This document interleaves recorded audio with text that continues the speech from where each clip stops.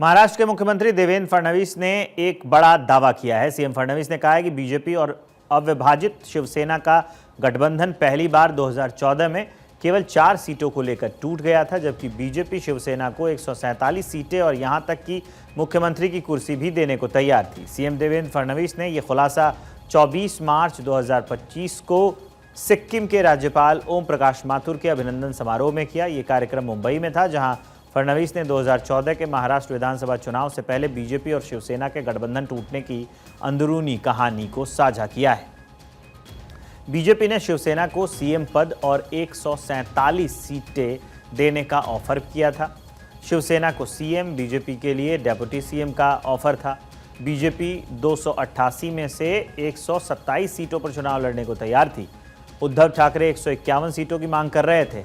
4 विधानसभा सीटों पर उद्धव की जिद अड़ गई और उन्होंने गठबंधन तोड़ दिया। बीजेपी ने अकेले विधानसभा चुनाव लड़ने का फैसला किया। बीजेपी 288 में से 122 सीट जीतने में सफल हो गई थी। पहली बार 2014 में महाराष्ट्र में बीजेपी का सीएम बना था। मैं उस समय अध्यक्ष था और मुझे उन्होंने ये कहा कि देखिए, मैं ये मानता हूं कि महाराष्ट्र में अपनी सरकार आएगी और आप अध्यक्ष हैं, आपकी जिम्मेदारी है, मैं आपको मदद करने के लिए आया हूं और हम मिलकर इस महाराष्ट्र में सरकार लाएंगे। और वो समय ऐसा था कि जिस समय हमारे मित्र उस समय के शिवसेना के, उनके साथ हमारी बातचीत चल रही थी और हम उनको ज्यादा जगह देने को भी तैयार थे, लेकिन उन्होंने एक आंकड़ा अपने मन में पकड़ लिया था। हमको 151 ही चाहिए, हम कहते थे 147 ले लीजिए, हम 127 ले लेंगे। 2014 एक ऐसा भी वक्त था जब लोकसभा चुनाव में बीजेपी महाराष्ट्र की 48 सीटों में से 24 पर लड़ी और 23 सीटों पर जीत दर्ज किया। तब बीजेपी की सहयोगी अविभाजित शिवसेना 20 सीटों पर लड़कर 18 लोकसभा सीट जीत पाई थी, यानी बीजेपी के शिवसेना की तुलना में 5 सांसद ज्यादा थे। इसके बावजूद बीजेपी ने कुछ ही महीने बाद हो रहे विधानसभा चुनाव में शिवसेना को ज्यादा सीटें और सीएम पोस्ट तक देने का ऑफर किया था, मगर उद्धव ठाकरे ने सिर्फ 4 सीटों के लिए गठबंधन तोड़ दिया। 2014 में पहली बार उद्धव ठाकरे और बीजेपी के बीच खटास सामने आई थी। हमने शिवसेना को अल्टीमेटम दिया। हमने कहा अगर 147 पर आप लड़ना चाहते हो, हम आपके साथ हैं, साथ में लड़ेंगे। हम 127 लड़ेंगे, हम दोनों के अच्छे चुनकर आएंगे, 200 से ज्यादा लोग चुनकर आएंगे।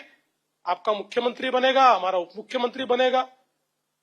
पर शायद विधि का विधान ये भी था कि मुझे मुख्यमंत्री बनना था, इसलिए उन्होंने कहा नहीं, हमारे युवराज ने घोषणा की 151 की, 1 सीट कम नहीं करेंगे। वो बिल्कुल कौरव वाले मोड़ में आ गए, 5 गांव भी नहीं देंगे। हमने कहा 5 गांव नहीं देंगे तो श्री कृष्ण है हमारे पास, हम भी लड़ाई लड़ लेंगे। हालांकि आपके मन में एक सवाल उठ सकता है कि ओम प्रकाश माथुर राज्यपाल हैं, वो भी सिक्किम के, तो उनके अभिनंदन समारोह में फडणवीस ने यह कहानी क्यों बताई? दरअसल ओम प्रकाश माथुर 2014 में सक्रिय राजनीति में थे और बीजेपी के महाराष्ट्र प्रभारी थे, और फडणवीस तब महाराष्ट्र बीजेपी के प्रदेश अध्यक्ष थे।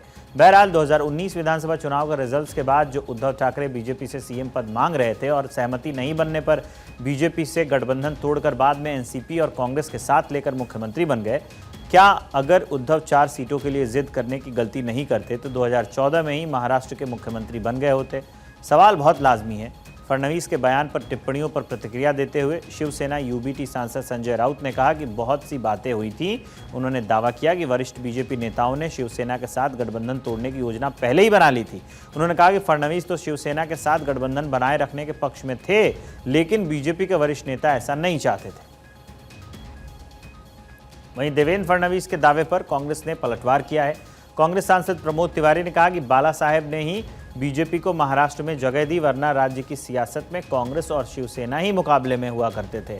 बीजेपी ने पहले कुर्सी छीनी और फिर पार्टी को ही तोड़ दिया। बीजेपी बिहार में भी यही करेगी। शिवसेना के बाल ठाकरे ने ठौर दिया, जगह दी कदम रखने के लिए, वरना महाराष्ट्र में कांग्रेस बनाम शिवसेना था। उसी शिवसेना का इस्तेमाल करके भारतीय जनता पार्टी पहले उनको मुख्यमंत्री पद से हटाया, उनका छीना, फिर उसके बाद उनकी पार्टी के 2 टुकड़े किए। आज शिवसेना के बाल ठाकरे जो जन्मदाता हैं उनके परिवार को बर्बाद करने पे लगे हुए हैं। ये धोखेबाज लोग हैं। ये जिसका इस्तेमाल करते हैं उसको बाद में राजनीतिक रूप से उसके साथ विश्वासघात करते हैं। 1984 में लोकसभा चुनाव होते हैं। हम आपको बीजेपी शिवसेना गठबंधन का इतिहास बता देते हैं। 1984 में लोकसभा चुनाव, पहली बार दोनों दल साथ लड़े थे। 1995 में महाराष्ट्र विधानसभा का चुनाव हुआ। पहली बार गठबंधन ने कांग्रेस को हराकर राज्य में सरकार बनाई थी।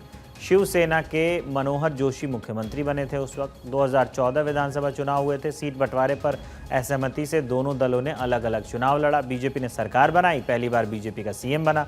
शिवसेना बाद में गठबंधन में शामिल हो गई। 2019 लोकसभा और विधानसभा चुनाव हुए। दोनों दल साथ लड़े, लेकिन नतीजों के बाद सीएम पद पर विवाद हो गया। शिवसेना ने गठबंधन तोड़कर कांग्रेस एनसीपी के साथ महाविकास आघाड़ी जो है वो बना ली। उद्धव ठाकरे पहली बार मुख्यमंत्री बने। 2022 के बाद बदलाव हुए। शिवसेना में 2 गुट हो गए। एकनाथ शिंदे ने बगावत कर दी और वो सीएम बन गए।